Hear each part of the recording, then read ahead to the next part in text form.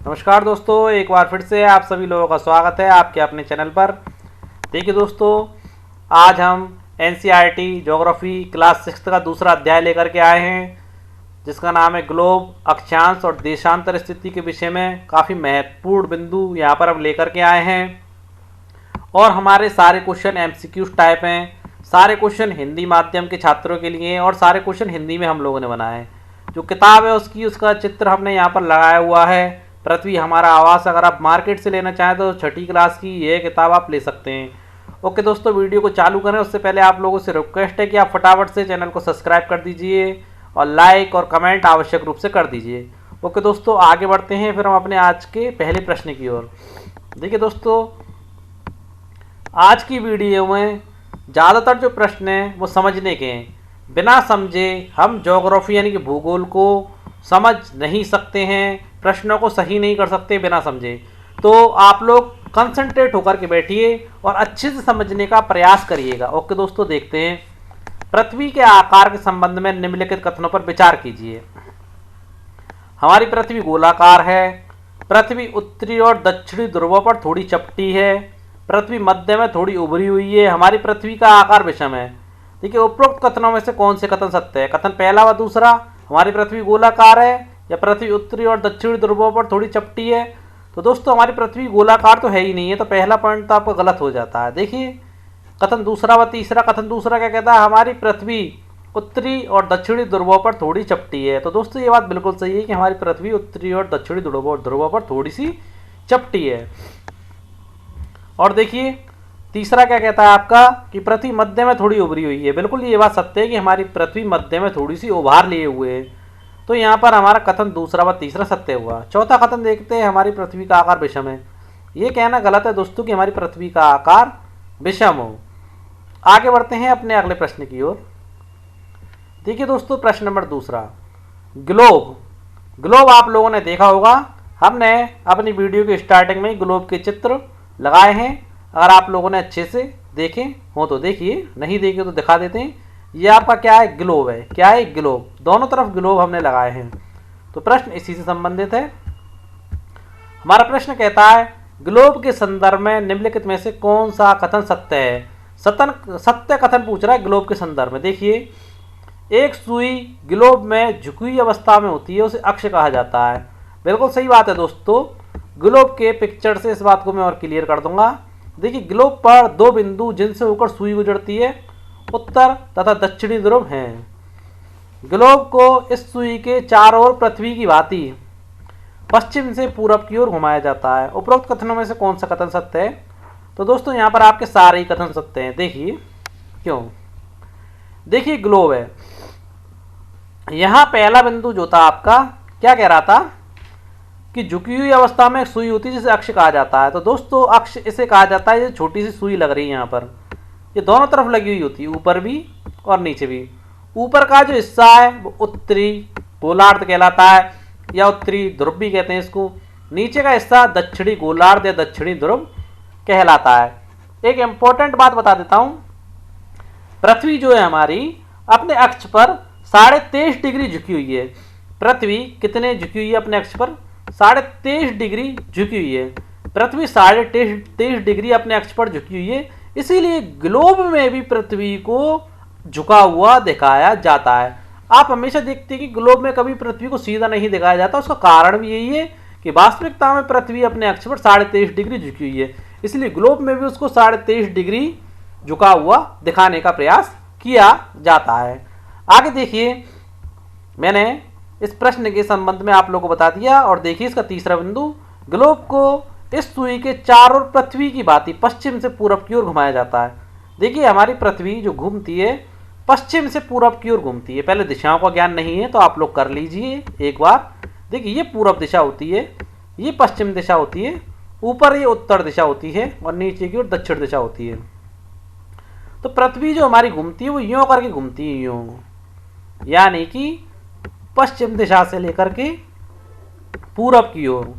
और ग्लोब में भी पृथ्वी हमारी यूं ही घूमती है पश्चिम से पूरब की ओर। ओके दोस्तों, उम्मीद है ये प्रश्न आप लोगों को अच्छे से समझ में आ गया होगा। देखिए, पृथ्वी पर वास्तव में कोई सुई नहीं होती है, ये तो ओनली ग्लोब में होती है। पृथ्वी अपने अक्ष पर चारों ओर घूमती है, जो एक काल्पनिक रेखा है। दोस्तों पृथ्वी पर जो अक्ष है एक काल्पनिक रेखा बनाई गई है, जिसके विषय में मैं आप लोगों को आगे और जानकारी दूंगा। देखिए आगे बढ़ते हैं अगले प्रश्न पर। देखिए विषुवत व्रत के संदर्भ में कौन सा कथन सही नहीं है।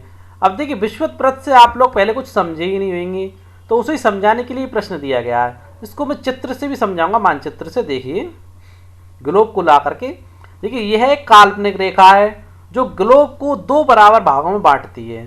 तो दोस्तों ये बात बिल्कुल सही है, पहले थोड़ी समझ लीजिए विषुवत व्रत क्या है। विषुवत व्रत एक काल्पनिक रेखा है जो ग्लोब जो मैंने आप लोगों को दिखाया था, तो उसको दो भागों में बांटती है। कितने भागों में बांटती है दोस्तों? दो भागों में बांटने का कार्य करती है। विषुवत व्रत से ध्रुवों तक स्थित सभी समांतर व्रतों को अक्षांश रेखाएं या समांतर रेखाएं कहा जाता है। बिल्कुल सही है। अगर यहाँ नहीं समझ पा रहे हैं तो मैं ग्लोब पर समझाऊंगा। देखिए विषुवत व्रत शून्य अंश को दर्शाती है या दर्शाता है। और देखिए विषुवत व्रत से उत्तर या दक्षिण की ओर कोणीय दूरी की माप को देशांतर कहते हैं। ओके दोस्तों, यहाँ पर हमारा चौथा बिंदु गलत दिया गया है। क्यों गलत दिया गया वो देखिए विषुवत व्रत से उत्तर या दक्षिण की ओर कोणीय दूरी की माप को देशांतर ना कह करके अक्षांश कहा जाता है। क्या कहा जाता है? अक्षांश कहा जाता है। क्या कहते हैं? अक्षांश कहते हैं। अब देखिए इस बात को समझाने के लिए मैंने मैप लिया है, आप अच्छे से समझिएगा। कोई भी कॉन्सेप्ट यहाँ पर आप लोगों का रहना नहीं चाहिए। देखिए ये लिया मैंने ग्लोब आप लोगों का। ग्लोब मैंने बता दिया, जो ग्लोब होता है वो 23.5 डिग्री झुका हुआ होता है, परंतु मैंने यहाँ सीधा चित्र लिया जिससे आप लोग अच्छे से समझ सकें। देखिए पहली बात ये देखिए, पृथ्वी के बीच में एक रेखा कड़ी हुई आप लोगों को दिखाई दे रही होगी। ये काल्पनिक रेखा है। कौन सी रेखा दोस्तों? काल्पनिक रेखा है, जिसे इंग्लिश में इक्वेटर कहते हैं। क्या कहते हैं इंग्लिश में? इंग्लिश में इक्वेटर कहते हैं। और इसे हिंदी में अगर हम कहेंगे तो ये विषुवत रेखा भी कहलाती है। क्या कहलाती है? विषुवत रेखा। मैं लिख देता हूँ जिससे आप लोग कंफ्यूज ना हो। हिंदी में इसे विषुवत रेखा कहते हैं। और विषुवत रेखा के साथ ही इसे एक और अन्य नाम से जाना जाता है। दूसरा नाम है भूमध्य रेखा। किस रेखा के नाम से भी जाना जाता है? इसको भूमध्य रेखा के नाम से भी जाना जाता है। अपने एक एक कॉन्सेप्ट को बड़ी ही बारीकी के साथ क्लियर करते चलिए दोस्तों। इस रेखा को इक्वेटर रेखा कहते हैं, विषुवत रेखा कहते हैं, भूमध्य रेखा कहते हैं। ये एक काल्पनिक रेखा है जो भूगोल वेत्ताओं द्वारा बनाई गई है। ओके दोस्तों, ये ऐसा कह सकते हैं वैज्ञानिकों द्वारा बनाई गई है, इसका निर्माण किया गया है। और देखिए दोस्तों ये जो है आपकी विषुवत रेखा, ये 0 डिग्री पर स्थित है। किस पर स्थित है? 0 डिग्री पर स्थित है। 0 डिग्री। ओके दोस्तों, इसका मान कितना माना उन्होंने? 0 डिग्री। अब देखिए इसके बाद आप लोगों को ये रेखाएं दिख रही होंगी, ये वाली कुछ रेखाएं सीधी सीधी कड़ी हुई हैं, और इस लाइन के कुछ रेखाएं इस तरफ पड़ रही हैं और कुछ रेखाएं इस तरफ पड़ रही हैं। जैसे एक रेखा ऊपर कट रही है और एक रेखा नीचे कड़ी हुई आप लोग को दिखाई दे रही है। तो ये जो रेखाएं हैं ये आपकी क्षैतिज रेखाएं हैं। कौन सी रेखाएं हैं जी? ये आप लोगों की क्षैतिज रेखाएं हैं। कौन सी रेखा कहलाती है? क्षैतिज रेखा। बारीकी से समझते चलिए। ये रेखा आपकी क्षैतिज रेखा होती है। देखिए 0 डिग्री विषुवत रेखा से, यानी कि इससे 0 डिग्री विषुवत रेखा से प्रत्येक 10 डिग्री पर कितना, यानी कि इन दोनों के बीच गैप कितना है? प्रत्येक 10 डिग्री। कितना? प्रत्येक 10 डिग्री पर उत्तरी ध्रुव, यानी कि उत्तरी ध्रुव आपका कौन सा? नॉर्थ पोल क्या कहलाता? उत्तरी ध्रुव। और देखिए नीचे कौन सा आपका? साउथ पोल, यानी कि दक्षिणी ध्रुव। अच्छे से समझ लीजिएगा। यानी कि विषुवत रेखा से हमारा ऊपर की तरफ तो उत्तरी ध्रुव और नीचे की तरफ दक्षिणी ध्रुव है। तो हमारा महत्वपूर्ण बिंदु क्या है कि 0 डिग्री अक्षांश तो आपका विषुवत रेखा, भूमध्य रेखा या इक्वेटर रेखा कहलाता है। और इससे ऊपर की तरफ जो क्षैतिज रेखा होती है ये 10 डिग्री पर उत्तरी ध्रुव या उत्तरी गोलार्ध, यानी कि ऊपर की तरफ, और नीचे की तरफ भी दक्षिणी ध्रुव और दक्षिणी गोलार्ध पर 10 डिग्री पर, प्रत्येक 10 डिग्री पर ऐसी रेखाएं आपको ग्लोब पर बनी हुई मिलेंगी। और दोस्तों ऐसी रेखा कितनी है? यहाँ देखिए कितनी दिख रही हैं आपको। एक तो दिख गई, 2, 3, 4। यहाँ तो आप लोगों को कम रेखाएं दिखाई दे रही हैं, जबकि यहाँ से लेकर के टोटली यहाँ तक लास्ट कोने तक इसकी संख्या 90 है। कितनी है दोस्तों? कितनी है इनकी संख्या? 90 है। उसी प्रकार हम यहाँ से चलें और यहाँ से नीचे तक लेकर के आएँ तो इसकी संख्या आपकी दक्षिण ध्रुव में भी इसकी संख्या कितनी है, 90 है। यानी कि ऊपर जाने पर भी ये संख्या कितनी है, 90, और नीचे जाने पर भी संख्या कितनी है, 90। तो देखिए दोस्तों, पृथ्वी पर विषुवत रेखा को मिला करके, यानी कि इस रेखा को मिला करके कितनी रेखाएं हो गई आपकी, कितनी अक्षांश रेखाएं हो गई, तो क्या कहेंगे, ये आपका जो हम बता रहे हैं अक्षांशीय स्थिति बता रहे हैं आप लोगों को, ये और ध्यान रखिए, अक्षांशीय स्थिति बताई जा रही है। किसकी स्थिति बता रहे हैं, अक्षांशीय स्थिति, मैप की अक्षांशीय स्थिति बता रहे हैं। यानी कि जब मैप को बीच में से काट के उत्तरी गोलार्ध और दक्षिणी गोलार्ध में बताई जाए तो वो अक्षांशीय स्थिति होती है, जब पूरब और पश्चिम में बताई जाए तो देशांतर स्थिति होती है। दोबारा सुन लीजिए, जब मैप को उत्तर और दक्षिण में स्थिति बताई जाए वो अक्षांशीय स्थिति होती है, और जब मैप में पूरब और पश्चिम की तरफ बताई जाए वो आपकी देशांतरीय स्थिति होती है। तो ये हम अक्षांशीय स्थिति बता रहे हैं। इक्वेटर लाइन से, यानी कि विषुवत रेखा से लेकर के आपके दक्षिणी गोलार्ध तक या दक्षिणी ध्रुव तक 90 क्षैतिज रेखाएं हैं, और इसी प्रकार आपकी इक्वेटर लाइन से उत्तरी गोलार्ध ध्रुव तक 90 क्षैतिज रेखाएं हैं। तो कुल मिलाकर के क्षैतिज रेखाएं आपकी कितनी हो गई, ऊपर 90 प्लस नीचे भी 90, उत्तरी ध्रुव में 90 और दक्षिणी ध्रुव में 90, और प्लस एक आपकी इक्वेटर लाइन यानी कि विषुवत रेखा। तो कुल मिलाकर के कितनी हो गई है आपकी, बताइए फटाफट से कैलकुलेशन करिए। कुल मिलाकर के ये हो गई आपकी 181 अक्षांश रेखाएं। कितनी हैं, 181 अक्षांश रेखाएं। अच्छे से समझिएगा, कोई भी कंफ्यूजन हो तो आप कमेंट कर सकते हैं। 181 अक्षांश रेखाएं हो गई। ओके दोस्तों, उम्मीद है आप लोग समझ गए होंगे। अब देखिए, प्रश्न ये उठता है कि सबसे लंबी अक्षांश रेखा किसे माने। अब देखिए, पृथ्वी बीच में उभरी हुई है, ये मैंने आप लोगों को बताया, तो उभरी हुई है, तो सबसे लंबी अक्षांश रेखा कौन सी मानी जाएगी, 0 डिग्री की, क्योंकि बीच में उभार है तभी तो यहाँ से ज़्यादा माना जाएगा, और यहाँ उभार इसका कम होता जा रहा है और नीचे भी इसका उभार कम होता जा रहा है। तो सबसे बड़ी अक्षांश रेखा आपकी है 0 डिग्री। और सबसे छोटी कौन सी मानी जाएगी, जहाँ उभारों का एंड होता है। कहाँ एंड हो रहा है, तो यहाँ एंड हो रहा है और एक यहाँ एंड हो रहा है। तो सबसे छोटी अक्षांश रेखा 90 डिग्री है। कौन सी है, 90 डिग्री। उम्मीद है आप लोग समझ गए होंगे।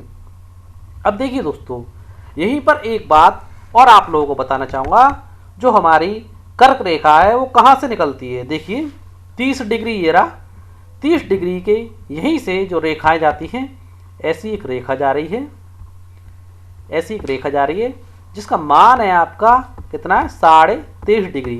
क्या है आपका मान, 23.5 डिग्री इसका मान है। और देखिए यहाँ पर भी एक रेखा जा रही है, यहाँ पर भी इसका मान है 23.5 डिग्री। कितना मान है, 23.5 डिग्री। अब देखिए, अब जो आपके उत्तरी ध्रुव या उत्तरी गोलार्ध की तरफ जो रेखा जा रही है, ओके दोस्तों, उत्तरी गोलार्ध या उत्तरी ध्रुव या उत्तरी अक्षांश की तरफ जो रेखा जा रही है, वो रेखा क्या कहलाती है, कर्क रेखा। क्या कहलाती है दोस्तों, कर्क रेखा। और देखिए, इस रेखा के ऊपर तो उत्तर हो गया और नीचे कौन सा हुआ, दक्षिण। तो आपके दक्षिणी अक्षांश में जो रेखा जाती है 23.5 डिग्री अक्षांश पर, वो आपकी कहलाती है मकर रेखा। कौन सी रेखा कहलाती है, मकर रेखा। आराम आराम से धीरे धीरे समझिए, कोई जल्दबाजी नहीं है। वीडियो लंबी हो जाएगी, कोई दिक्कत नहीं, मगर समझ में अच्छे से आ जाना चाहिए।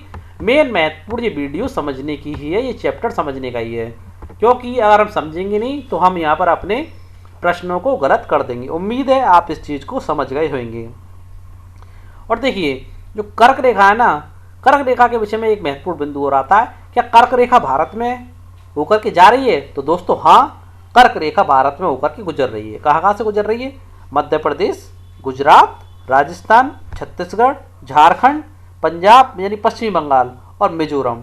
दोबारा सुन लीजिए, मध्य प्रदेश, गुजरात, राजस्थान, छत्तीसगढ़, झारखंड, पश्चिमी बंगाल और मिजोरम राज्य से होकर गुजरती है। अब प्रश्न का स्वरूप बदलता है, क्या मकर रेखा भारत में होकर के गुजरती है। तो दोस्तों, मकर रेखा भारत में होकर के बिल्कुल नहीं गुजरती है। ओके दोस्तों, उम्मीद है यहाँ तक आपके सारे कॉन्सेप्ट अच्छे से क्लियर हो गए होंगे। ये मैंने अक्षांश स्थिति यहाँ पर बताई है। ये जो दूसरा ग्लोब मैंने लगाया, ये हमारी देशांतर स्थिति को दर्शाता है। किसको दर्शाता है, देशांतर स्थिति को दर्शाता है। जिसे मैं आगे प्रश्नों के साथ साथ जैसे जैसे प्रश्न आगे बढ़ेंगे तब मैं इस स्थिति को समझाऊंगा। देखिए अगला प्रश्न देखते हैं। तब तक देखिए, निम्न में से कौन सी जगह एक ही अक्षांश 20 अंश पर स्थित है? महत्वपूर्ण प्रश्न है। निम्न में से कौन सी जगह एक ही अक्षांश 20 अंश पर स्थित है? अब देखिए दोस्तों, यह कंफ्यूज होने की बिल्कुल ज़रूरत नहीं है। एक बात आप लोगों को बता देता हूँ, ये मैंने बताया ये 0 डिग्री विषुवत रेखा हो गई आपकी। अब 20 अंश पर स्थित है, कौन सी जगह एक ही जगह 20 अंश पर स्थित है? तो देखिए दोस्तों, मैंने आप लोगों को बताया कि अक्षांश रेखा, मैंने बताया था क्षैतिज रेखा जो होती है हर 10 डिग्री के अंतराल पर बनी हुई है। तो हर 10 डिग्री के अंतराल पर बनी हुई है, तो यहाँ ऊपर भी बनी हुई होगी और नीचे भी बनी हुई होगी। ओके दोस्तों, तो ये किस 20 डिग्री की बात कर रहा है? क्योंकि 20 डिग्री ऊपर भी होगा, उत्तरी गोलार्ध में भी होगा और नीचे दक्षिणी गोलार्ध में भी होगा, परंतु इसने ये चीज़ यहाँ पर शो नहीं करी कि कौन से गोलार्ध की 20 डिग्री। प्रश्न क्या कहता है? निम्न में से कौन सी जगह एक ही अक्षांश पर स्थित है? अगर ऐसा प्रश्न आ जाता है, अगर वो शो नहीं करता उत्तरी गोलार्ध या दक्षिणी गोलार्ध, तो देखिए इस प्रश्न का उत्तर आप लोग क्या देंगे। देखिए, राजस्थान या गुजरात, महाराष्ट्र में चंद्रपुर, ब्राजील का बेलो होरिजेंटो, या विकल्प दूसरा व तीसरा। अगर डायरेक्ट 20 डिग्री पर पूछता है दोस्तों, तो महाराष्ट्र में चंद्रपुर और ब्राजील का बेलो होरिजेंटो, ये दोनों 20 डिग्री पर स्थित हैं, अक्षांश 20 डिग्री पर स्थित हैं। परंतु दोस्तों ये बात अलग है कि वो इनमें से एक 20 डिग्री उत्तरी अक्षांश में स्थित है और दूसरा 20 डिग्री दक्षिणी अक्षांश में स्थित है। देखिए यहाँ देखिए मैंने यहाँ पर लगाया है। देखिए, महाराष्ट्र में चंद्रपुर एवं ब्राजील जो दक्षिणी अमेरिका में स्थित है के बेलो होरिजेंटो दोनों एक ही अक्षांश पर स्थित है, लेकिन चंद्रपुर विषुवत वृत्त के 20 डिग्री उत्तर में स्थित है, यानी कि विषुवत उत्तर में, यानी कि ऊपर की साइड स्थित है आपका कौन? चंद्रपुर। और जबकि बेलो होरिजेंटो 20 डिग्री दक्षिण में स्थित है। ये बात मैंने अभी आप लोगों को बताई थी। ओके दोस्तों, जैसे जैसे हम विषुवत रेखा से दूर जाते हैं, अक्षांशों का आकार घटता जाता है, क्योंकि अक्षांश चंद्र अर्धचंद्राकार स्थिति में बनाए गए हुए हैं। ओके दोस्तों, सीधे सीधे नहीं है। मैंने बताया था सबसे ज़्यादा बड़ी आपकी अक्षांशीय रेखा 0 डिग्री है, बाकी की छोटी होती जाती है और लास्ट आपकी 90 डिग्री पर पहुंच जाती है ऊपर और नीचे। ये कॉन्सेप्ट मैं आप लोगों को क्लियर कर चुका हूँ। अब देखिए अपना अगला प्रश्न देखते हैं। देखिए, मकर रेखा स्थित है, कहाँ स्थित है? 23.5 डिग्री उत्तरी गोलार्ध में, 23.5 डिग्री दक्षिणी गोलार्ध में, विषुवत वृत्त के 66-66.5 डिग्री उत्तर में, या विषुवत रेखा के 66.5 डिग्री दक्षिण में। तो देखिए, मकर रेखा के विषय में आप लोगों को पहले बता चुका हूँ, फिर दोबारा बता देता हूँ। मकर रेखा हमारे 23.5 डिग्री दक्षिणी अक्षांश में स्थित है और कर्क रेखा हमारे 23.5 डिग्री उत्तरी गोलार्ध में स्थित है। अब देखिए, विषुवत वृत्त के 66 डिग्री उत्तर में क्या स्थित है, ये देख लेते हैं। देखिए यहाँ पर विषुवत रेखा के 66.5, विषुवत रेखा कौन सी है आपकी? देखिए, विषुवत रेखा हमारी ये रही। विषुवत रेखा के 66.5 डिग्री किस जगह पूछ रहा है? 66.5 डिग्री, दोबारा देखते हैं, 66.5 डिग्री उत्तर में, उत्तर यानी कि ऊपर, विषुवत रेखा के 66.5 डिग्री उत्तर में उत्तर ध्रुव व्रत स्थित है। क्या स्थित है दोस्तों? यहाँ पर उत्तर ध्रुव व्रत स्थित है। ऐसे ही दूसरा पॉइंट दे रखा है आपने कि विषुवत रेखा के दक्षिण में 66.5 डिग्री पर क्या स्थित है, तो वो कहलाता है आपका दक्षिणी ध्रुव व्रत स्थित है। ओके दोस्तों, यानी कि 66.5 डिग्री उत्तरी अक्षांश पर आपका उत्तरी ध्रुव व्रत और 66.5 डिग्री दक्षिणी अक्षांश पर आपका क्या स्थित है? दक्षिणी ध्रुव व्रत। उम्मीद है यहाँ तक कॉन्सेप्ट आपके बिल्कुल क्लियर हो गए होंगे। आगे बढ़ते हैं अपने अगले प्रश्न की ओर। कोई जल्दबाजी नहीं है, आराम से समझिएगा, बस कॉन्सेप्ट गलत नहीं होना चाहिए। देखिए प्रश्न नंबर 6, उष्णकटिबंध के संदर्भ में कौन सा कथन सत्य है? क्या पूछ रहा है? उष्णकटिबंध के संदर्भ में कौन सा कथन सत्य है? देखिए, कर्क रेखा एवं मकर रेखा के मध्य का क्षेत्र उष्णकटिबंध कहलाता है, या कर्क रेखा एवं मकर रेखा के बाद के अक्षांशीय क्षेत्र उष्णकटिबंध कहलाते हैं, या उत्तरी गोलार्ध में उत्तरी ध्रुव व्रत और उत्तरी ध्रुव के बीच का क्षेत्र कहलाता है, या दक्षिणी गोलार्ध में दक्षिणी ध्रुव व्रत और दक्षिणी ध्रुव। देखिए दोनों चीज़ें अलग अलग हैं, दक्षिणी ध्रुव व्रत अलग है, दक्षिणी ध्रुव अलग है। दक्षिणी ध्रुवव्रत और दक्षिणी ध्रुव के क्षेत्र कहलाता है। तो इस प्रश्न का पहले मैं उत्तर दे देता हूँ आपको। देखिए कर्क रेखा और मकर रेखा के मध्य का जो क्षेत्र है वो उष्णकटिबंधीय क्षेत्र कहलाता है। क्या कहलाता है? उष्णकटिबंधीय क्षेत्र कहलाता है। इसे मैप से भी समझाऊंगा, उससे पहले कुछ थ्योरेटिकल चीज आपको बता देता हूँ। देखिए, कर्क रेखा और मकर रेखा के बीच सभी अक्षांशों पर सूर्य वर्ष में एक बार दोपहर में सिर के ठीक ऊपर होता है। देखिए, इसे आप मैप से ही समझ पाएंगे, थ्योरेटिकल शायद उम्मीदें ना समझ पाए। देखिए यहाँ, देखिए यहाँ मैंने एक पिक लगाई है, सामने लगाया सूरज। देखिए, सूरज का सीधा प्रकाश सबसे ज़्यादा आपका 0 डिग्री विषुवत रेखा या भूमध्य रेखा पर पड़ेगा। दोस्तों ये चीज़ तो आप लोग मानते हैं। उसके बाद देखिए, हिंदी में मैंने इसलिए लगाया जिससे आप लोग समझ सकें। जस्ट इसी नक्शे को अगर यहाँ उठा कर रख देते हैं तो देखिए इस पर पड़ेगा सबसे ज़्यादा। और देखिए यहाँ क्या है, आपकी नक्शे में आप लोग अच्छे से देख पा रहे होंगे, कर्क रेखा ग्लोब पर कर्क रेखा यहाँ है और ये है आपकी मकर रेखा। क्या है? मकर रेखा। प्रश्न ने क्या पूछा आप लोगों से कि कर्क रेखा, और देखिए प्रश्न दोबारा देख लो। प्रश्न ने कहा आप लोगों से कि उष्णकटिबंध के संदर्भ में, तो उष्णकटिबंध किसे कहते हैं पहले यही जानते हैं। देखिए उष्णकटिबंध किसे कहते हैं? कर्क रेखा और मकर रेखा के बीच का जो क्षेत्र है वो क्या कहलाता है? उष्णकटिबंध कहलाता है। अच्छे समझ पा रहे होंगे, यहाँ लिखा भी है।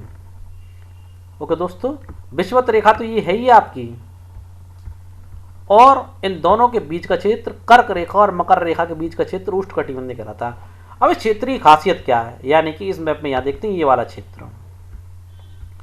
मैं इतना बारीकी से इसलिए समझा रहा हूँ जिससे आप कोई भी क्वेश्चन गलत ना करें, क्योंकि तैयारी बड़े लेवल के एग्जाम की है, एक भी प्रश्न आप लोगों का गलत करना भारी पड़ सकता है।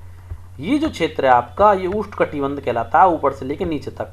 अब देखिए यहाँ क्या होता है, सूर्य और मकर रेखा के बीच सभी अक्षांशों पर, यानी जितनी भी अक्षांश इनके बीच में पड़ते हैं, उन अक्षांशों पर सूर्य वर्ष में एक बार दोपहर में सिर के ठीक ऊपर होता है, यानी डायरेक्ट सिर के ऊपर होता है। अगर कोई इंसान यहाँ खड़ा हो तो सिर के ठीक ऊपर सूरज होता है, इसलिए इस क्षेत्र में सबसे अधिक ऊष्मा प्राप्त होती है तथा इसे उष्णकटिबंधीय कहा जाता है, यानी कि सबसे अधिक ऊष्मा यहाँ पर प्राप्त होती है। उम्मीद है आप लोग समझ गएंगे। और वैसे ही सूर्य का सीधा प्रकाश सामने पड़ेगा तो लाइट तो सन की यहाँ पर ज़्यादा ही पड़ेगी, ज़्यादा ऊष्मा प्राप्त होगी। जैसे जैसे इसकी रोशनी दूर होती जाएगी, तिरछी पड़ेगी, वहाँ प्रकाश और ऊष्मा कम प्राप्त होगी, यानी कि अंतिम छोर पर आपके जो है 90 डिग्री वाले पर कम ही प्राप्त होगी, फिर चाहे वो किसी भी अक्षांशीय रेखा पर स्थित हो, या दक्षिण ध्रुव पर स्थित हो, या उत्तरी ध्रुव पर स्थित हो। आगे बढ़ते हैं। देखिए दोस्तों, अगले प्रश्न की ओर।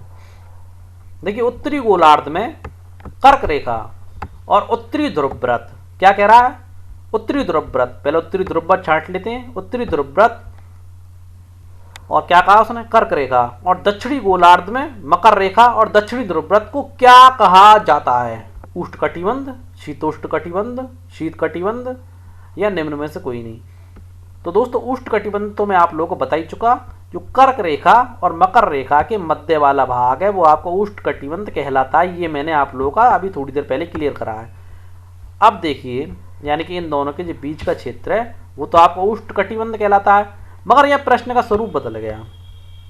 उत्तरी गोलार्ध में, अब देखिए यहाँ से इसको अगर हम काटते हैं तो हमारा उत्तरी गोलार्ध, यानी कि दिशा उत्तर ऊपर होती है, तो ये हो गया हमारा उत्तरी ध्रुव या उत्तरी गोलार्ध। तो उत्तरी गोलार्ध में कर्क रेखा, कहाँ है कर्क रेखा? ये रही कर्क रेखा। और उत्तरी व्रत ध्रुव, यानी कि उत्तरी ध्रुव व्रत, यानी कि ये वाला क्षेत्र आपका। ओके दोस्तों, और दक्षिणी गोलार्ध में, यानी कि एक कंडीशन तो इसने पहले ये शो करी, और दक्षिणी गोलार्ध कहाँ है? नीचे। दक्षिणी गोलार्ध में मकर रेखा ये रही, और दक्षिणी ध्रुवव्रत यानी कि ये रही, यानी 2 स्टेप इसने यहाँ पर शो कर दी। तो दूसरी स्टेप हमारी हो गई ये। तो इन दोनों को, यानी कर्क रेखा से लेकर के उत्तरी ध्रुवव्रत के क्षेत्र को और मकर रेखा से लेकर के दक्षिणी ध्रुवव्रत के क्षेत्र को क्या कहा जाता है, ये आपका प्रश्न पूछना चाह रहा है। तो देखिए दोस्तों, इस क्षेत्र को कहा जाता है शीतोष्ण कटिबंध। क्या कहा जाता है? शीतोष्ण कटिबंध। वो चीज अलग है, दक्षिण की साइड पड़ता है तो उसको कह देते हैं दक्षिण शीतोष्ण कटिबंध, और उत्तर की साइड पड़ता है तो उसको कह देते हैं उत्तरी शीतोष्ण कटिबंध। उम्मीद है समझ गए होंगे आप। अगला प्रश्न देखते हैं।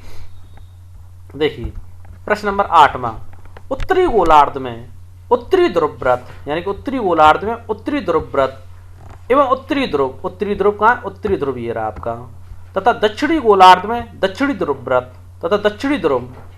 यानी कि देखिए ये प्रश्न दोबारा से फिर मैंने ऐसा ही इसलिए लिया जिससे कि आप उत्तरी ध्रुवव्रत और इन सारी चीज़ों को अच्छे से समझ सकें। किसी भी प्रकार का असमंजस आप लोगों के मन में नहीं रहना चाहिए और वीडियो को पूरा देखना। अगर आपको ये कॉन्सेप्ट पूरा अच्छे से समझना है तो 1% भी कन्फ्यूजन नहीं रखना। तो देखिए 0 डिग्री विषुवत रेखा, ये चीज़ मैंने आप लोगों को बता दी। और ये जो क्षेत्र मैंने बताया कर्क रेखा और मकर रेखा से बीच का जो क्षेत्र था ये मैंने आप लोगों को बता दिया, उष्णकटिबंधीय क्षेत्र आ जाता है। पहला कॉन्सेप्ट आपका ये मैंने यहाँ पर क्लियर कर दिया। फिर दूसरा कॉन्सेप्ट आया था कर्क रेखा से लेकर के उत्तरी ध्रुवव्रत, क्या यानी कि ये वाला पोर्शन जो था, ये वाला यानी कि स्टेप पहली जो आपकी कर्क रेखा से लेकर के उत्तरी ध्रुवव्रत तक की और मकर रेखा से लेकर के दक्षिणी ध्रुवव्रत तक की। देखिए दूसरी स्टेप मैंने आपको ये बताई थी, ये आपके शीतोष्ण क्षेत्र कहलाते हैं। देखिए यहाँ शीतोष्ण क्षेत्र है, यहाँ भी शीतोष्ण क्षेत्र है। मैंने फिर बताया ये बात अलग है कि दक्षिण में पड़ता है तो दक्षिण शीतोष्ण और उत्तर में पड़ता है तो उत्तरी शीतोष्ण। परंतु एक पॉइंट रह गया कि उत्तरी ध्रुवव्रत से लेकर के और आपका उत्तरी ध्रुव तक या फिर दक्षिणी ध्रुवव्रत से लेकर के और दक्षिणी ध्रुव तक के क्षेत्र को क्या कहते हैं, यही प्रश्न पूछ रहा है। तो देखिए दोस्तों, इस क्षेत्र को शीत कटिबंध कहते हैं। क्या कहते हैं? शीत कटिबंध कहते हैं। क्या कहते हैं? शीत कटिबंध। वो चीज़ अलग है कि दक्षिण में पड़ता है दक्षिण शीत कटिबंध कह दिया और उत्तर में पड़ता है तो उत्तरी शीत कटिबंध कह दिया। अब देखिए दोस्तों, प्रश्न नंबर, इसमें मैं आप लोगों को एक चीज़ बता देता हूँ। देखिए अब ये शीत कटिबंध क्यों कहते हैं? क्योंकि इस बीच के क्षेत्र में ठंड बहुत होती है। और ठंड बहुत क्यों होती है? क्योंकि सूर्य की जो ऊष्मा है वो ज़्यादा ऊपर नहीं आ पाता है। सूरज जो है यहाँ पर ज़्यादा ऊपर नहीं आ पाता जिससे फॉक्स यहाँ पर पड़ सके। देखिए मैंने आप लोगों को बताया था सूरज की रोशनी ज़्यादा तिरछी जाएगी तो वो ज़्यादा ऊपर नहीं आ पाता, ऊपर आएगा जब भी तो डायरेक्ट फॉक्स पड़ेगी। ओके दोस्तों, इसलिए ये क्षेत्र शीत कटिबंध कहलाते हैं। उम्मीद है आप लोग अच्छे से समझ गए होंगे। प्रश्न नंबर 9 लेते हैं। उत्तरी ध्रुव को दक्षिणी ध्रुव से जोड़ने वाली संदर्भ रेखा को क्या कहा जाता है? अच्छा और महत्वपूर्ण प्रश्न। उत्तरी ध्रुव को दक्षिणी ध्रुव से जोड़ने वाली रेखा को क्या कहा जाता है? अक्षांशीय यामोत्तर, देशांतरी यामोत्तर, विषुवत या निम्न में से कोई नहीं। पहले इस प्रश्न का उत्तर देता हूं आप लोगों को। उत्तरी ध्रुव को दक्षिणी ध्रुव से जोड़ने वाली संदर्भ रेखा को देशांतरी यामोत्तर कहा जाता है। क्या कहा जाता है? देशांतरी यामोत्तर। अब देखिए थोड़ी देर पहले मैंने आप लोगों को अक्षांशीय स्थिति समझाई थी मैप में। देखिए यहां मैंने आप लोगों को देशांतरीय स्थिति समझाई थी, वो अक्षांशीय स्थिति समझाई थी, देशांतर स्थिति को छोड़ दिया था। अब इस मैप को मैंने उस प्रश्न के बाद फिर से लगाया है क्योंकि अब मैं आप लोगों को यहाँ पर देशांतरीय स्थिति समझाऊंगा। देखिए मैंने दोबारा से मैप लगाया है। अक्षांशीय स्थिति मैं आप लोगों को पहले समझा चुका, जितने प्रश्न उठते थे वो मैंने आप लोगों को समझा दिए। अब देखिए देशांतरीय स्थिति में क्या कंडीशन बदलती हैं। देखिए ये जो हिस्सा है ये तो आपका वही रहेगा, उत्तरी गोलार्ध या उत्तरी ध्रुव नक्शे के अकॉर्डिंग तो वही रहेगा क्योंकि दिशाएं तो 4 ही होती हैं। ऊपर का हिस्सा तो उत्तर ही रहेगा और नीचे दक्षिण रहेगा। अब चाहे ऐसे ध्रुव कह दो। ओके दोस्तों, अब देखिए महत्वपूर्ण बात क्या है। देखिए प्रत्येक देशांतर रेखा में एक रेखा है, ये सीधी लाइन खींची गई है। क्या लाइन खींची गई? सीधी लाइन खींच करके हमारे पृथ्वी को 2 हिस्सों में बांटा गया है। कितने हिस्सों में बांटा गया? 2 हिस्सों में बांटा गया है। ये भी एक काल्पनिक लाइन है दोस्तों। काल्पनिक लाइन मानी गई और किस क्षेत्र में मानी गई वो मैं आप लोगों को बताऊंगा। काल्पनिक लाइन मानी गई जिसे 0 डिग्री माना गया। क्या माना गया? 0 डिग्री। अब देखिए, और इसके जस्ट बगल में आप लोगों को रेखाएं कटती हुई दिखाई दे रही होंगी। ये जो कट रही हैं, ये कट रही हैं, ये रेखाएं, ये तिरछी तिरछी जो रेखाएं जा रही हैं, ये जो रेखाएं जा रही हैं आप लोगों की, ये तिरछी तिरछी रेखाएं कट रही हैं, आप लोग देख रहे होंगे। पहले प्रश्न का उत्तर दे देता हूँ आपको। देखिए प्रश्न क्या कह रहा है। प्रश्न ने कहा उत्तरी ध्रुव और दक्षिणी ध्रुव को जोड़ने वाली संदर्भ रेखा को क्या कहते हैं? तो देखिए दोस्तों, यहाँ देखिए, ये तो आपका उत्तरी ध्रुव हो गया, उत्तरी ध्रुव मैंने आप लोगों को बताया, और ये हो गया दक्षिणी ध्रुव। इसको ये बीच वाली रेखा जोड़ रही है। कौन सी रेखा जोड़ रही है? बीच वाली रेखा आपके इसको जोड़ रही है।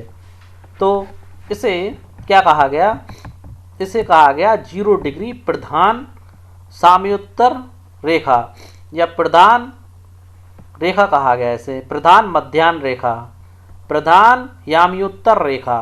मैंने पिछले वहाँ पर लिखा था, और यामोत्तर फिर से लिख देता हूँ मैं, प्रधान याम्योत्तर रेखा। क्या कहा गया इसे? प्रधान याम्योत्तर रेखा, या फिर इसको कहा गया हिंदी में प्रधान मध्याह्न रेखा। प्रधान मध्याह्न रेखा इंग्लिश में कहा गया प्राइम मेरिडियन। क्या कहा गया? Prime meridian.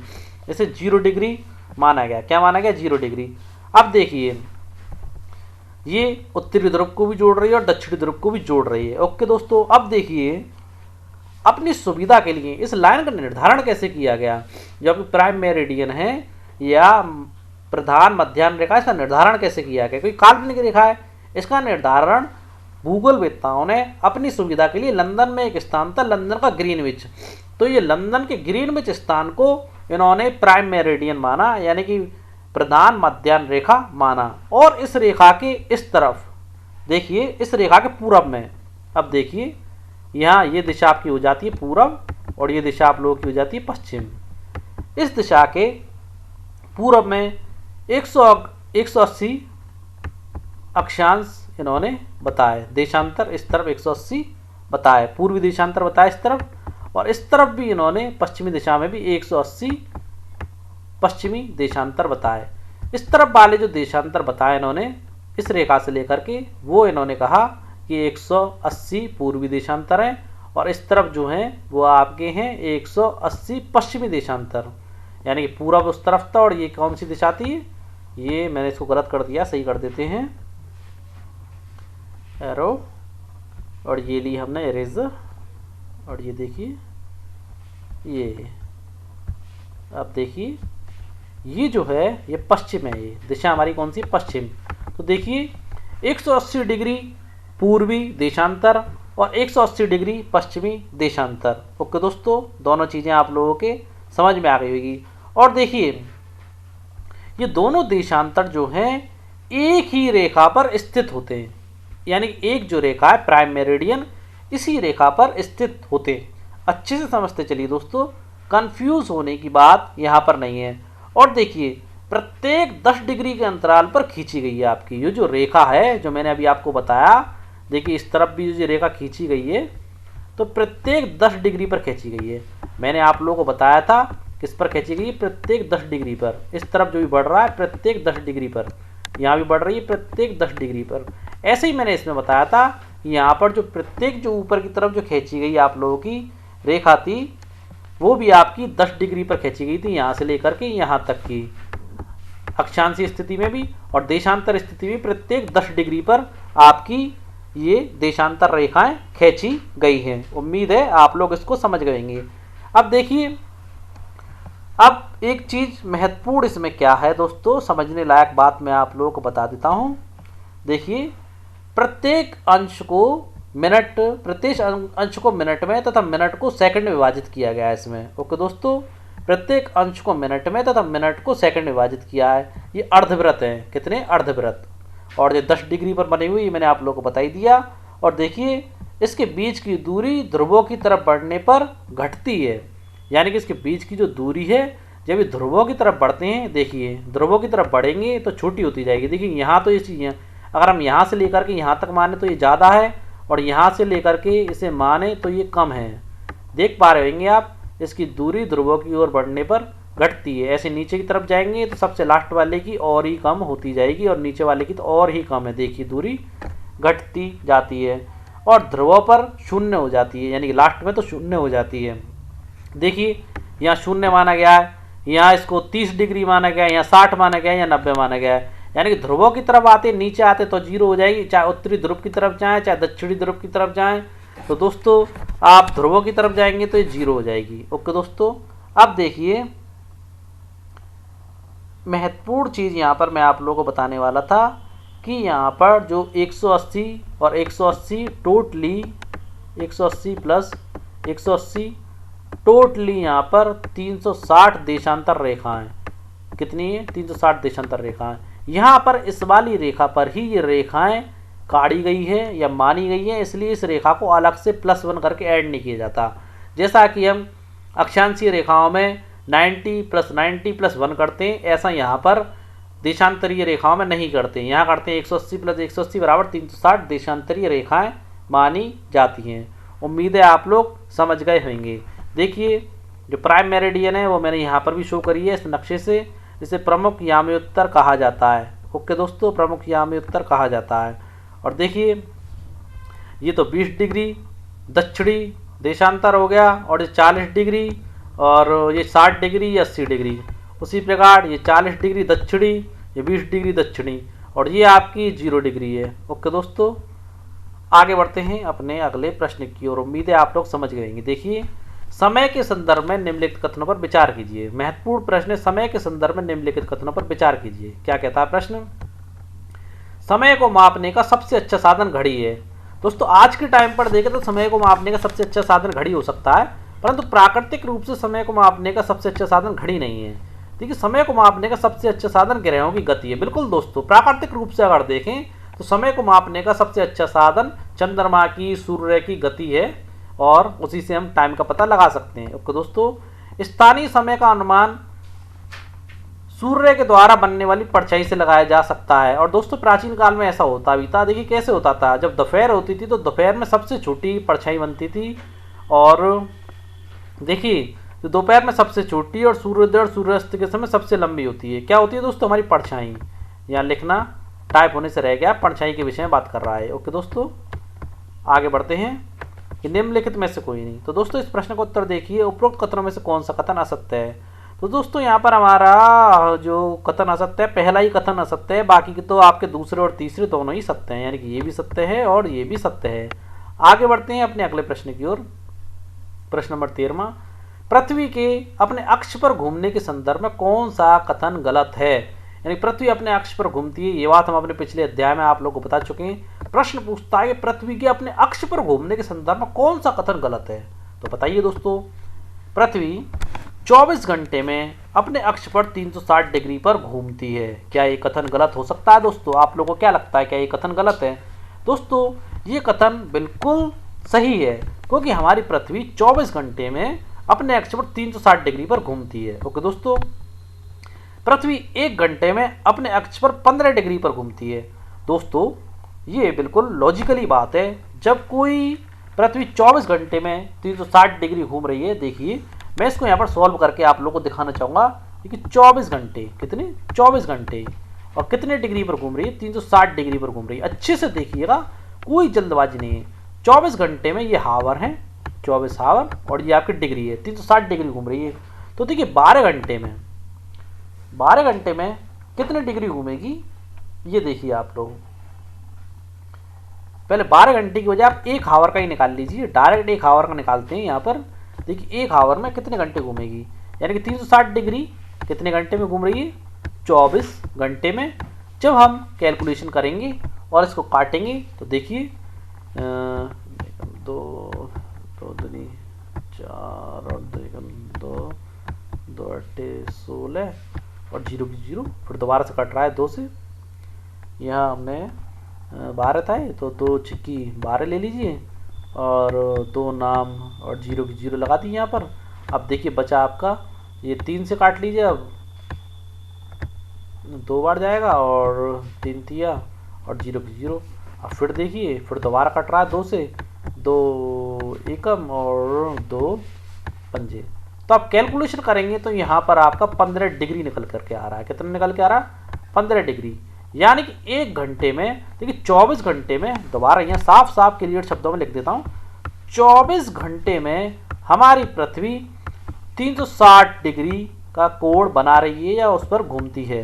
तो देखिए हमने जब 1 घंटे का निकाला, 1 घंटे में अगर पृथ्वी की मानी जाए तो 15 डिग्री का एंगल बनाती है, 15 डिग्री का कोण बनाती है। कितने का बना रही है? 15 डिग्री का कोण बना रही है। अब इसे हम और ज़्यादा शॉर्ट करें तो 1 घंटा हमारा, 1 घंटा देखिए 1 घंटे में हमारे 60 मिनट होते हैं। कितने मिनट होते हैं घंटे में हमारे? 60 मिनट। एक घंटे में 60 मिनट होते हैं, तो 60 मिनट में कितने का बनाएगी? देखिए 60 मिनट में कितने का बना रही है, हम निकाल ही चुके। एक घंटे में 60 मिनट होते हैं, तो 60 मिनट में भी वो कितने का बना रही है? 15 डिग्री का। या तो कह सकते हैं एक घंटे में 15 डिग्री का बना रही है, या फिर ये भी कह सकते हैं कि 60 मिनट में कितने का बना रही है? 15 डिग्री का। अच्छे समझ लीजिए दोस्तों, कोई जल्दबाजी कन्फ्यूजन नहीं है, इसीलिए मैं इसको डीपली यहाँ पर समझा रहा हूँ। देखिए 24 घंटे में 360 डिग्री का बनवा रही है, कैलकुलेशन करके पता चला कि एक घंटे में 15 डिग्री का बना रही है। एक घंटे में 60 मिनट होते हैं, तो 60 मिनट में भी वो आपकी 15 डिग्री का एंगल बना रही है। अब बात करें 1 मिनट की। अब जब 1 मिनट का निकालेंगे, 60 मिनट में 15 डिग्री का बना रही है। अब मैंने बात करी 1 मिनट की, 1 मिनट की बात करी तो दोस्तों क्या करेंगे? 60/15। क्या करा? 60/15। जब कैलकुलेशन करेंगे तो 15 चौका 60, यानी कि 1 मिनट में कितनी? 1 मिनट में हमारी ये 4 डिग्री का एंगल या कोण बना रही है। तो देखिए 24 घंटे में 360 डिग्री का बना रही है, घूमती है, बिल्कुल सही है। एक घंटे में अपने अक्ष पर 15 डिग्री घूमती है। ओके दोस्तों, ये बात भी बिल्कुल सही है। और एक घंटे में तो घूम ही रही है, घंटे 15 डिग्री या 60 मिनट 15 डिग्री, और 12 घंटे में अपने अक्ष पर 160 डिग्री घूमती है। अब देखिए 12 घंटे में 160 डिग्री घूमती है, ये चीज आपकी सही है या गलत है? अब देखिए 12 घंटे के लिए आप कैलकुलेशन करना चाहें तो 12 घंटे के लिए कैलकुलेशन आपकी निकाल सकते हैं। जब कोई एक घंटे में आपकी 15 डिग्री घूम रही है, कितने घंटे घूम रही है? 15 डिग्री। तो पूछ रहा 12 घंटे में कितना घूमेगी? 12 × 15 कर दीजिए। 12 × 15 करोगे तो आपका आंसर निकल करके आएगा 180 डिग्री। तो यहाँ पर आपका जो दिया गया है बिल्कुल गलत दिया गया है, यानी कि 160 डिग्री तो घूम ही नहीं सकती है। जब वो एक घंटे 15 डिग्री घूम रही है तो 12 घंटे में कितना घूमेगी? 15 × 12 कर दो, यानी कि 180 डिग्री घूम रही है। ये कथन यहाँ पर गलत है, और गलत ही आपका पूछ रहा है। देखिए पृथ्वी 4 मिनट में अपने अक्ष पर 1 डिग्री घूमती है, तो ये हमने निकाल ही लिया। 1 मिनट में, 1 मिनट में, या 1 मिनट में, 1 मिनट में नहीं, ये आपकी है 4 मिनट में। कितनी है? 4 मिनट में 1 डिग्री घूमती है। ये बात भी आप लोगों की बिल्कुल सही है। ओके दोस्तों, यहाँ हमने 1 मिनट यानी कि 4 मिनट में 1 डिग्री घूमती है, ये चीज़ हम निकाल चुके हैं। या दोबारा निकालेंगे तो आपकी कैलकुलेशन आ जाएगी, यानी कि 1 डिग्री बराबर, यहाँ हमने मिनट नहीं, मिनट गलत लिख दिया है, यहाँ पर हमने निकाला है 1 मिनट, यानी कि 1 डिग्री बराबर 1 डिग्री निकाला है 60/15। ओके दोस्तों, तो यहाँ पर हमारा आंसर आया 1 डिग्री बराबर 4 मिनट। ओके, आप लोग कैलकुलेशन करेंगे तो समझ जाएंगे। आगे बढ़ते हैं अपने अगले प्रश्न की ओर। देखिए यहाँ मैंने एक मैप लगाया है, ये ग्रीनविच रेखा है जो लंदन में स्थित है। कहाँ स्थित है? लंदन में स्थित है। ओके दोस्तों, अब देखिए टाइम जो होता है, यहाँ टाइम बढ़ता है और यहाँ पर टाइम घटता है। तो जहाँ टाइम बढ़ रहा है वहाँ मैं प्लस का निशान लगा दे रहा हूँ, और जहाँ घट रहा है वहाँ मैं माइनस का निशान लगा दे रहा हूँ। अब ऐसा क्यों होता है, ये दूसरे प्रश्न के माध्यम से मैं आप लोगों को समझाऊंगा। देखिए प्रश्न नंबर 14, निम्नलिखित कथनों में से कौन सा कथन सत्य है? देखिए ग्रीनविच रेखा से पूरब के स्थानों पर समय ग्रीनविच समय से आगे होता है, तथा पश्चिम के स्थानों पर समय पीछे होता है। ये मैंने अभी आप लोगों को बता ही दिया।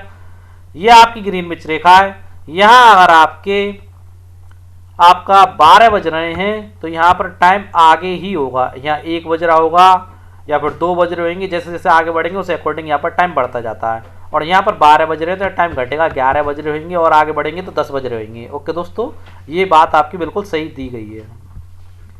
यानी कि ग्रीनविच रेखा के अगर टाइम इस तरफ बढ़ता है, यानी कि ये कौन सी दिशा है आपकी? पूर्व दिशा की ओर। ग्रीनविच रेखा के पूर्व दिशा की ओर टाइम हमेशा बढ़ता है, और ग्रीनविच रेखा के पश्चिम दिशा की ओर टाइम हमेशा घटता है।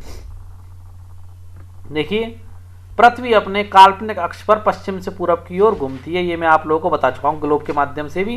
तो यहाँ पर उपरोक्त कथनों में से कौन सा कथन सत्य है? तो आपका पहला और दूसरा दोनों ही सत्य है। आगे बढ़ते हैं अपने अगले प्रश्न पर। देखिए जब ग्रीनविच रेखा पर दोपहर के 12 बजते हैं तो ग्रीनविच रेखा से 15 डिग्री पूर्व में क्या समय हो रहा होगा?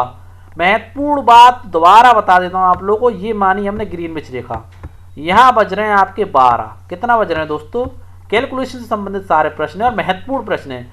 ग्रीनविच रेखा पर दोपहर के 12 बजते हैं, तो ग्रीनविच रेखा से 15 डिग्री पूरब, यानी कि 15 डिग्री पूरब यहाँ मान लीजिए, ये माना आपका 15 डिग्री पूरब। तो दोस्तों पहली एक बात तो मैंने आप लोगों को बताई थी कि इस तरफ टाइम प्लस होता है यानी कि बढ़ता है, तो 15 डिग्री पूरब में क्या होगा, तो मैंने आप लोगों को बताया कि 1 घंटा, यानी कि पहले तो मैंने बताया 24 घंटे बराबर आपका 24 घंटे पृथ्वी 360 डिग्री पर घूमती है। फिर मैंने आपको बताया 12 घंटे की निकाल के बताई, 12 घंटे में आपकी पृथ्वी आपकी 180 पर घूम रही थी। फिर मैंने आप लोगों को 1 घंटे की निकाल के बताई, 1 घंटे में हमारी पृथ्वी जो थी 15 डिग्री पर घूम रही थी।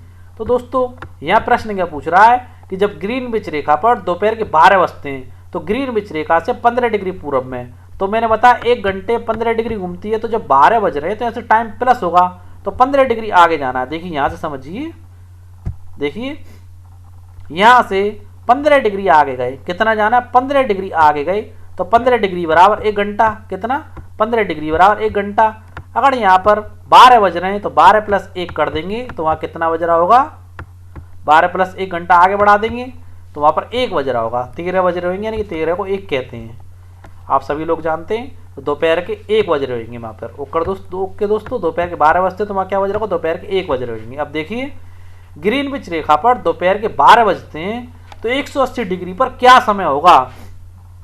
अब देखिए ग्रीनविच रेखा पर दोपहर के 12 बजते हैं, अगर ग्रीनविच रेखा फिक्स सेंटर में है आपकी, यहाँ पर 12 बज रहे हैं, तो 180 डिग्री पर क्या समय होगा। इस प्रश्न का उत्तर मैं आपको डायरेक्ट बता देता हूँ।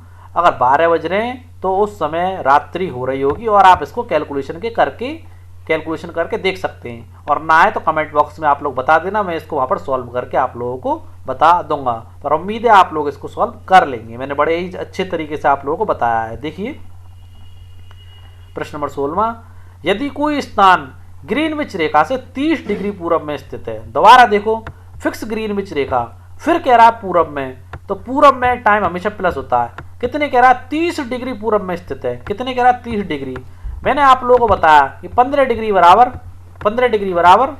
1 घंटा, तो 30 डिग्री बराबर कितना हो गया 2 घंटा, यानी कि 2 घंटे आगे बढ़ा रहा है वो टाइम को, 2 घंटे आगे बढ़ा रहा है। और ग्रीनविच रेखा पर कितना बता रहा है, यदि कोई ग्रीनविच रेखा से 30 डिग्री पूरब में स्थित है तब ग्रीनविच रेखा और उस स्थान के समय में कितना अंतर होगा, यानी कि ग्रीनविच रेखा पर इसने कोई टाइम नहीं दिया, अंतर पूछ रहा है। तो दोस्तों साफ साफ पता पड़ रहा है 2 घंटे का अंतर होगा, तो ये ऑप्शन आपका 2 घंटे सही है। उम्मीद है इस प्रकार के कैलकुलेशन के प्रश्नों को, मैथमेटिकल प्रश्नों को आप सॉल्व करना सीख गए होंगे। ओके, आगे बढ़ते हैं प्रश्न नंबर 17 पर। आज की वीडियो लंबी जरूर है पर महत्वपूर्ण वीडियो, आप लोग एक बार समझ गए तो कभी गलती नहीं करेंगे। और बहुत से स्टूडेंटों को इस टॉपिक को समझने में ही काफ़ी वक्त लग जाता है और फिर भी वो लोग इस कॉन्सेप्ट को गलत करके आते हैं। मैं ये चाहता हूं कि इस कॉन्सेप्ट को आप लोग अच्छे से समझें और बिल्कुल भी गलत ना करें। देखिए भारत के किस याम उत्तर रेखा के स्थानीय समय को भारत का मानक समय यानी कि स्टैंडर्ड टाइम माना जाता है। देखिए भारत के संदर्भ में पूछ रहा, भारत का स्टैंडर्ड टाइम किसे माना जाता है, महत्वपूर्ण प्रश्न है। 82 डिग्री 30 मिनट पश्चिम को, या फिर देखिए 82 डिग्री 30 मिनट पूरब को, या 80 डिग्री 25 मिनट पूरब को, या 80 डिग्री 25 मिनट पश्चिम को। तो इस प्रश्न का उत्तर मैं आप लोगों को बता देता हूँ। 82 डिग्री 30 मिनट पूरब, 82 डिग्री 30 मिनट पूरब को भारत का स्टैंडर्ड टाइम माना जाता है, और इस रेखा के अकॉर्डिंग ही भारत का टाइम चलता है। ओके दोस्तों, यहाँ मैंने नक्शा लगाया, इसे समझ सकते हैं। देखिए 82 डिग्री यानी कि कुल वास्तविकता में तो वो 82.5 डिग्री है पूरब। ओके दोस्तों, यहाँ पर देखिए भारत 68 डिग्री पूरब से लेकर के 97 डिग्री पश्चिम तक फैला हुआ है। अब देखिए यहाँ के और यहाँ के टाइम में अंतर है। अब देखिए यहाँ पर एक प्रांत है जिसका नाम है राजस्थान।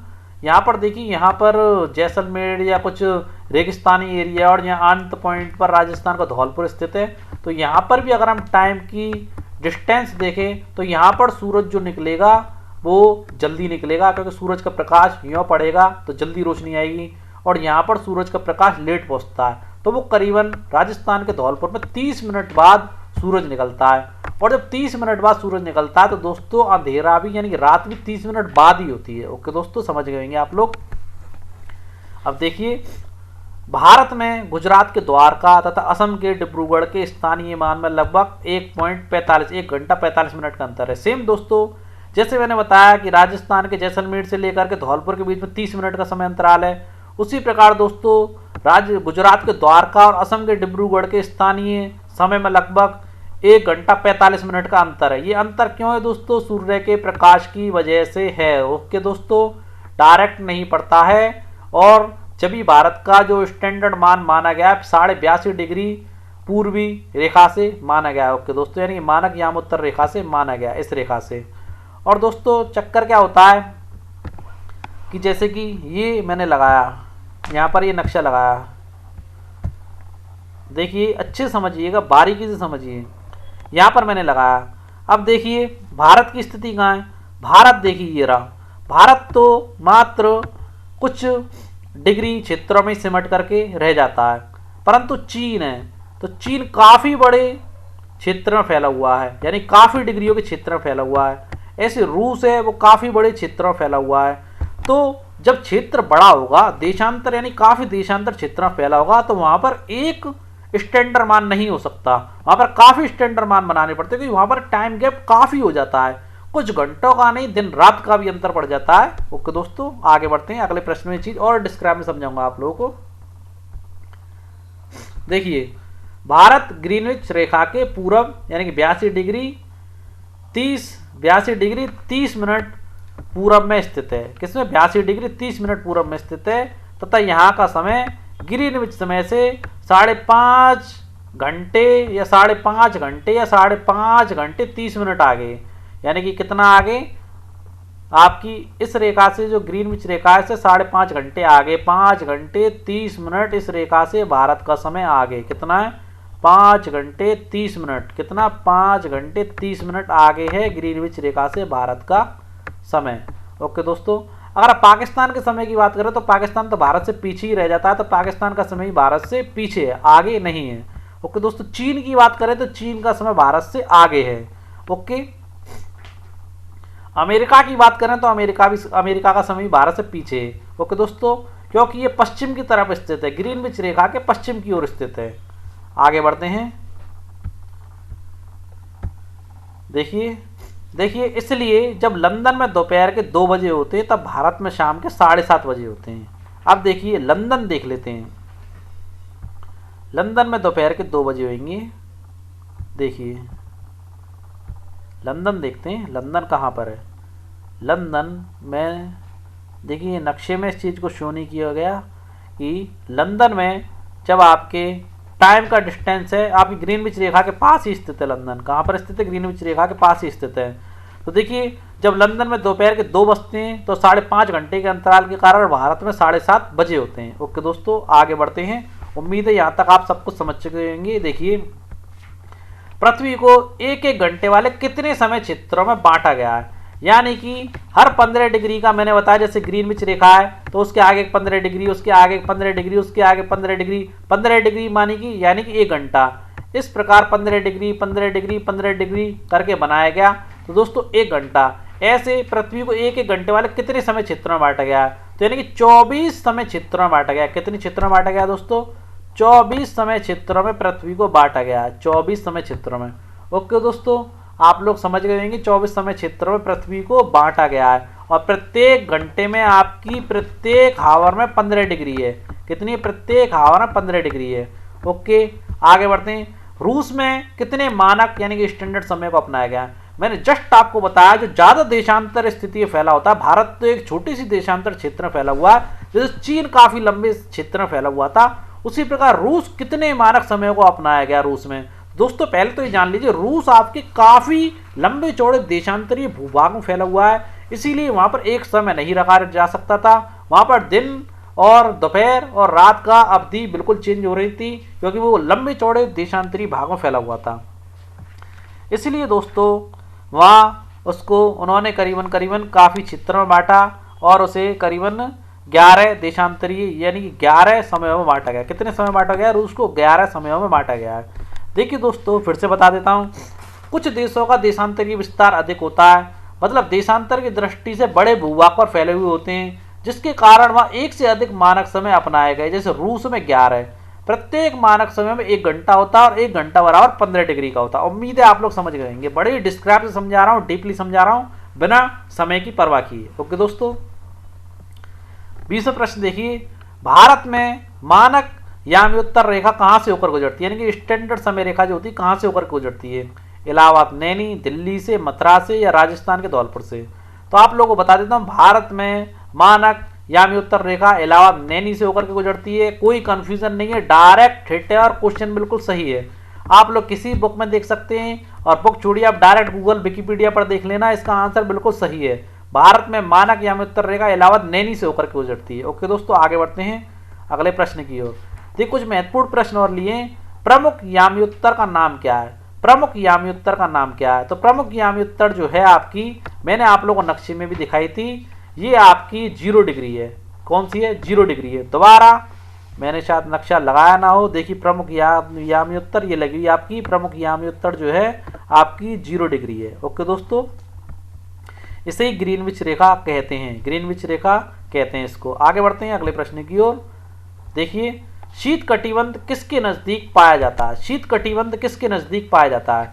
ध्रुवों के नजदीक पाया जाता है, विषुवत वृत्त के नजदीक पाया जाता है, या फिर आपके कर्क रेखा के नजदीक पाया जाता है, या मकर रेखा के नजदीक पाया जाता है? तो इस प्रश्न का उत्तर है आपका शीत कटिबंध आपके ध्रुवों के सबसे ज्यादा नजदीक पाया जाता है। वैसे मैं आप लोगों को पूरे मैप दिखा चुका हूं, फिर भी आप एक बार दोबारा देख लीजिए शीत कटिबंध के संबंध में। देखिए शीत कटिबंध, शीत कटिबंध,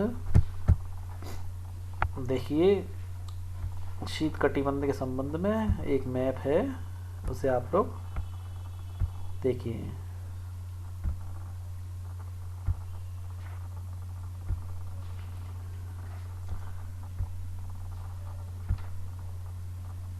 देखिए दोस्तों, मैंने बताया था शीत कटिबंध, शीत कटिबंध के सबसे पास कौन है? ध्रुव है। कौन है? ध्रुव है। तो सबसे पास यही हुए ना। ओके दोस्तों, उम्मीद है आप लोग समझ गए होंगे। अब देखते हैं अपना आज का महत्वपूर्ण प्रश्न। सारे प्रश्नों के साथ मैं आपको ग्लोब दिखाता जा रहा हूं, जिससे आप बिल्कुल किसी भी कंफ्यूजन में ना पड़े। इसलिए दोस्तों अच्छे से पढ़िएगा, वीडियो को अच्छे से देखिएगा और अच्छे से नोट डाउन कर लीजिएगा, जरा भी कंफ्यूजन में नहीं आना है आपको। और देखिए, दक्षिणी ध्रुव व्रत स्थित है, क्या कह रहा है? दक्षिणी ध्रुव व्रत स्थित है उत्तरी गोलार्ध में, दक्षिणी गोलार्ध में, पूर्वी गोलार्ध में, निम्न में से कोई नहीं। दोस्तों जब दक्षिणी ध्रुव व्रत की बात कर रहा है तो वो दक्षिणी गोलार्ध में स्थित होगा, अगर यहाँ पर उत्तरी ध्रुव व्रत की बात करता तो उत्तरी गोलार्ध में स्थित होता। ओके दोस्तों, अब देखिए आपका प्रश्न नंबर, अंतिम प्रश्न आज का 24वां। ग्रिड किसका जाल होता है? दोस्तों पहले तो ये जान लीजिए ग्रिड कहते किसे। ये जो रेखाएं बन रही है ना, ये जो सारी रेखाएं बन रही हैं, अक्षांशीय समांतर रेखाएं जो बन रही, ये सारी की सारी रेखाएं क्या कहलाती? ग्रिड कहलाती हैं। अब देखिए, अक्षांशों यानी समांतर रेखाओं और देशांतरीय यामोत्तर रेखाओं का। ओके दोस्तों, अक्षांशीय रेखाएं हो या आपकी देशांतर यामोत्तर रेखाएं हो, दोनों रेखाएं आपकी ग्रिड कहलाती हैं। ओके दोस्तों, डायरेक्ट इस प्रश्न का उत्तर मैंने आप लोगों को डायरेक्ट समझा ही दिया है। ओके दोस्तों, आज की हमारी वीडियो दोस्तों आप लोगों को कैसी लगी आवश्यक रूप से कमेंट बॉक्स में बताएं। इस वीडियो पर हमने काफ़ी मेहनत की है, काफ़ी प्रयास किया है इस पूरे टॉपिक को आप लोगों को समझाने का। ऐसा कुछ भी नहीं छोड़ा कन्फ्यूजन के लिए जिससे आप कंफ्यूज हो। हमें उम्मीद है कि आप लोगों को हमारी वीडियो पसंद आएगी। पसंद आए तो चैनल को ज़्यादा से ज़्यादा सब्सक्राइब करें दोस्तों, ज़्यादा से ज़्यादा लाइक करें और हिंदी माध्यम के छात्रों को ज़्यादा से ज़्यादा ऐड करें। कल फिर मिलते हैं दोस्तों अपनी एक ऐसी अच्छी सी वीडियो के साथ। तब तक के लिए जय हिंद दोस्तों।